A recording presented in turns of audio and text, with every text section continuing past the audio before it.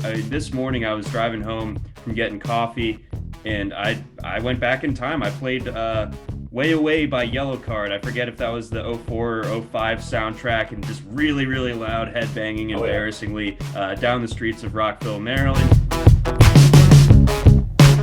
So it's the week between Christmas and New Year's, and most people aren't being very productive this week. But for those of you that are watching, we here at MKF are, as we're doing double duty. And we're going to talk about NFL Week 17 as well here on this show this week. I'm Dan Watkins, joined by John McKechnie and Nick Whalen of Rotowire.com. Guys, as we kind of start off our NFL conversation here, I think just got to take a moment. Some very sad news in the football world, the passing of John Madden. John Madden, quite possibly the most iconic person in NFL history. I mean, it's quite possible. I mean, whether you're talking to an 80-year-old sports fan or an 8-year-old sports fan, you say Madden, they're going to know exactly who you're talking about. And they're going to talk, and they might know about him and who he is for three different reasons, whether it's his coaching, his broadcasting, or making the video game. I was wondering if we could just start off the show here with just like a Madden minute and just your kind of favorite memory of John Madden. Nick, if you want to start. I mean, for me, it's obviously the video games. I don't really have a super clear memory of him, the announcer. I think, his heyday in that realm was probably, 80s, 90s, and into the early 2000s. But I don't have like a great memory of that. So it's the video games. And that obviously leads you, people like all of us who really care about the NFL to reading up on John Madden, watching things on John Madden. There's that documentary that I believe is now on ESPN Plus as of today. That will for sure be on the list to watch one of these next few weeks. But I mean, growing up, like Madden, I think was the most universal video game that like every single one of your friends had Madden. Like maybe some of your friends didn't want to play NBA Live. Not everybody loved MVP baseball. Everybody had Madden 01 or Madden 02, the iconic Dante Culpepper cover. Madden 05 for me was huge. That was Ray Lewis on the cover. Like some of the soundtracks on those games, which I don't know if John Madden himself curated those. I hope he did. But when you fire up Madden 05 on the PS2 and American Idiot by Green Day starts playing, and like that is like one of the most nostalgic, like maybe you guys have done this too. Like every now and then, maybe once or twice a year, I'll go on YouTube and just watch clips of people, playing like the mini games on Madden 05. And even though it's like an objectively much worse game than Madden 22, for people of a certain age, like I would refute that, pretty heavily. Yeah. I mean, the training. Asking, Dan, if you don't mind, asking Madden on 4th and 22 what you should do, and you're like, how about a fake field goal? Yeah. I'd punt it here. Yeah, right. No chance, pal. There's no punting. No punting. John, what do you got? I mean, again, like Nick and I, same age. So what the conversation really starts with the video game. I think like every August would roll around. That you have to go back to school pretty soon, but like that those blues go away when you get the new Madden game, and you fire it up. I mean, this morning I was driving home from getting coffee, and I went back in time. I played Way Away by Yellow Card. I forget if that was the '04 or '05 soundtrack, and just really, really loud headbanging embarrassingly down the streets of Rockville, Maryland. The list goes on. I intend to listen to a lot more of Madden soundtrack here in the next couple of weeks. Everyone knows, like, the little jokes you can make to your friends about, like, oh, this guy looks like a creative player from Madden, when you'd make your running back 7 feet tall and 300 pounds with 99 speed and cool wristband or cool elbow pads and that kind of stuff. And then outside of my love for Madden, especially on like the consoles for a couple of generations ago, your GameCubes and your PS2s, my favorite part about Twitter last night was people posting clips of Madden's calls. I think the most famous ones are usually whatever sort of scientific creation turkeys they would do on Thanksgiving, where it had like six drumsticks or whatever, and he's doing the telestrator. So you got a leg here, you got a leg here. I'm not Frank Caliendo. I can't do a good Madden. I'm not even going to try, but just the telestrating a turkey with 6 legs, I think, is just important broadcast work and really iconic stuff from the legend himself, John Madden. Saying boom and that kind of stuff. It all just hits. Like I'm going to enjoy just kind of combing the YouTube archives over the next day or so and just enjoying some old Madden clips. And if I can make a recommendation, I'll retweet it onto my timeline. But there's one that involved Randy Moss. I think it might have been his iconic game against the Cowboys, but Randy Moss like screaming into the microphone to get John Madden on there to talk to him. Pretty cool stuff. Yeah, absolutely. I think, or sorry, go ahead, Dan. I was just going to bring up as far as soundtracks goes, Madden 04, starting off with Jets. Are you going to be my girl? Right as you hit the start menu. I mean, you can't.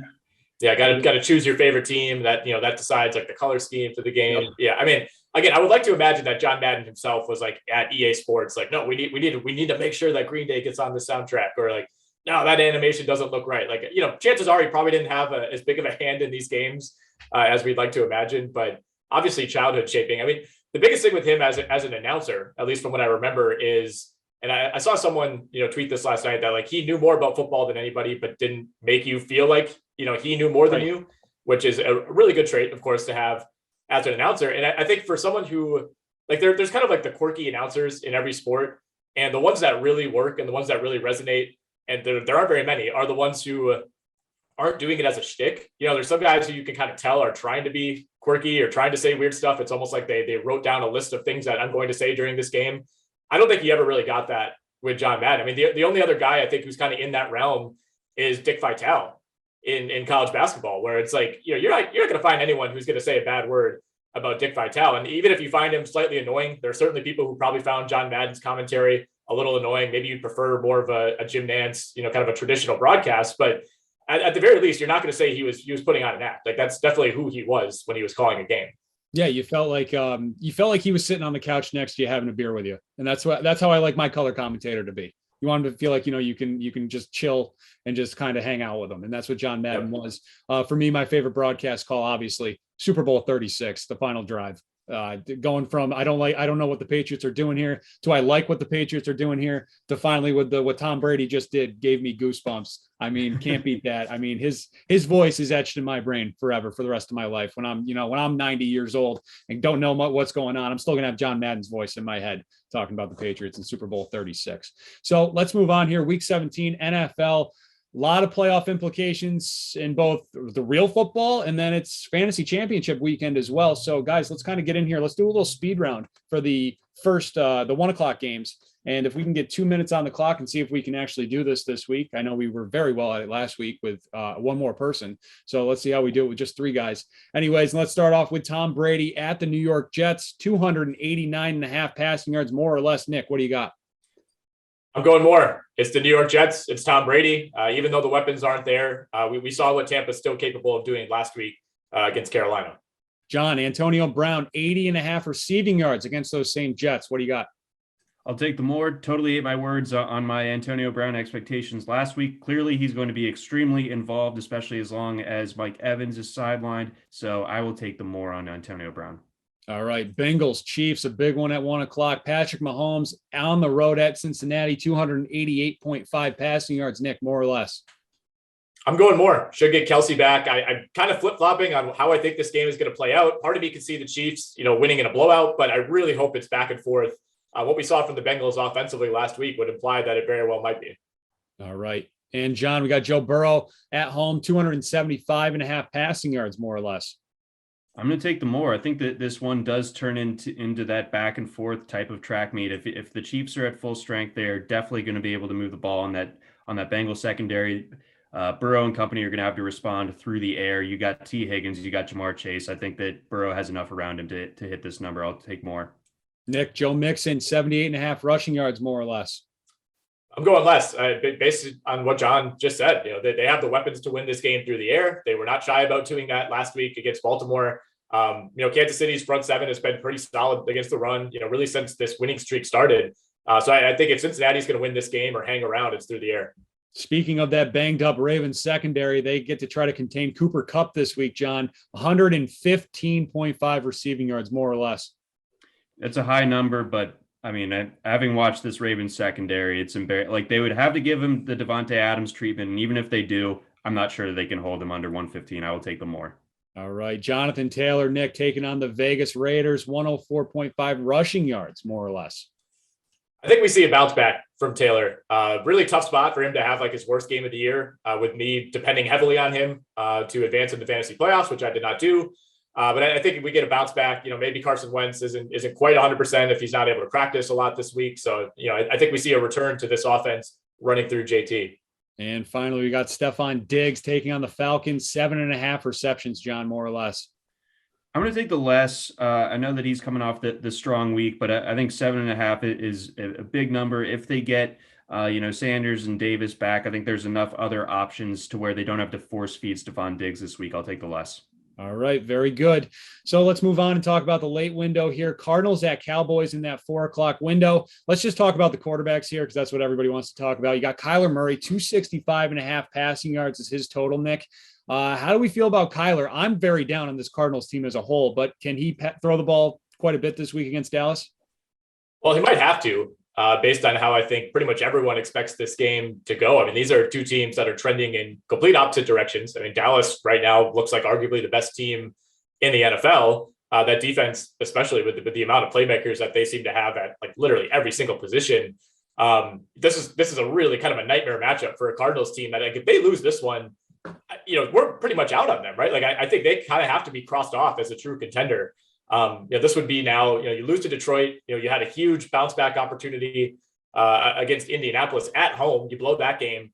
If you lose this one, I mean, things are really off the rails. With that said, I think this number, which I'm seeing at 265.5, I think it's low enough that, especially if we think this game, is at back and forth at best, maybe even Arizona playing from behind. We see him have to throw the ball around quite a bit. So I like Dallas to win this game, but I think I like Kyler to go over this number. John?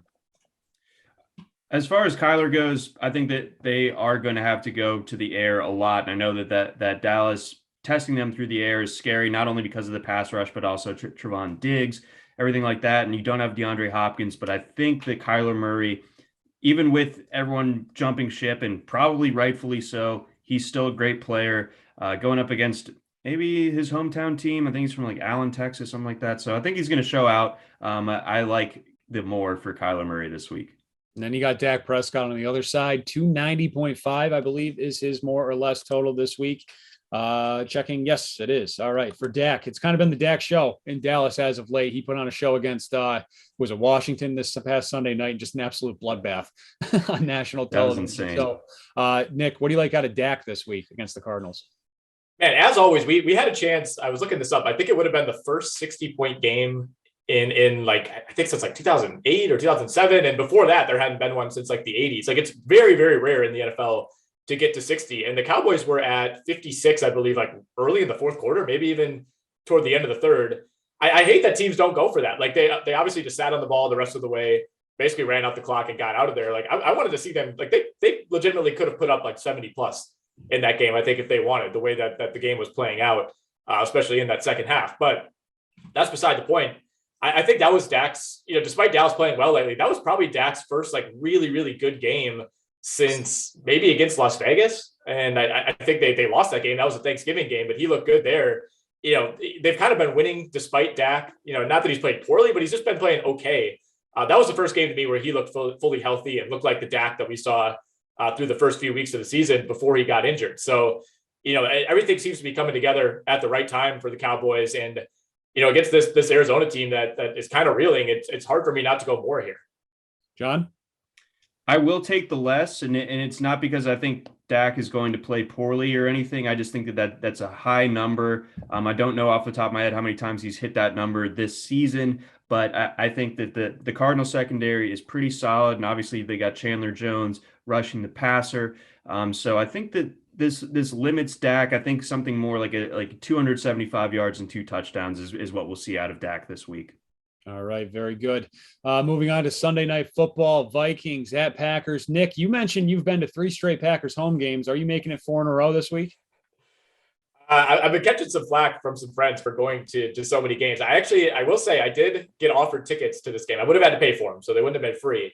But I declined almost because I was like, I just can't go to another game. Like this, people are going to start wondering like where I'm getting these connections. So I declined to go. I would have been able to go. Had an offer of 2 tickets for $150 each. So very big of me personally to decline those and allow someone else to finally get to Lambeau Field. But no, I'm looking forward to a full day of football on Sunday. Of course, we have no Thursday game. I believe we still have a Monday game this week, but this is going to be like the most jam-packed Sunday of the entire football season. So I'm really looking forward to sitting back and, of course, getting the college football playoff games on New Year's Eve, and then, getting this a couple days later. I'm a little worried in this spot for Green Bay because of how they've won these last few games where, they kind of keep backing their way into these wins. You stop the 2-point conversion against Baltimore. You get a fairly lucky interception on what could have very easily been a defensive holding against Cleveland last week. I think the defense, for some reason, has reverted back to what we saw the first few weeks of the season, where it's 3rd and 6 and your cornerback is playing like 15 yards off a receiver. And it seems like they just cannot get off the field on anything short of like 3rd and 10. They're just giving up first down after first down. And, this Minnesota team, they did just place Adam Thielen on IR like a half hour ago. So that's big. But they still have Justin Jefferson, who has torched the Packers in the past and torches pretty much everybody. I think Green Bay finds a way, I should say, to get a win at home here to improve to 8-0 at Lambeau. But I don't see this being a walk in the park. There's something about this Packers team that really all season has made a lot of games that should be blowouts end up being a little more difficult than they should be. All right, let's get into the quarterback contests here on MKF. Aaron Rodgers, John, 270.5 passing yards, more or less for the bad man?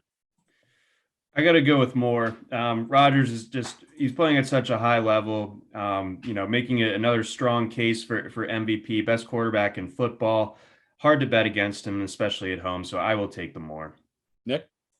Yeah, same here. Numbers low enough.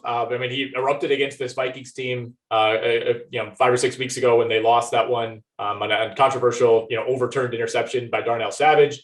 MVS should be back for this game. He missed last week. It was on the COVID list. Barring Devontae Adams ending up on the COVID list or, 2 or 3 other weapons, not playing in this game, I think this is a relatively easy more for me. All right. And then we got Kirk Cousins, 260.5 passing yards, more or less. Nick, how do you feel about Kirk? I'm going more, even with no Thielen. We've seen Kirk struggle the last couple of weeks, but I'm kind of losing faith in this Green Bay defense.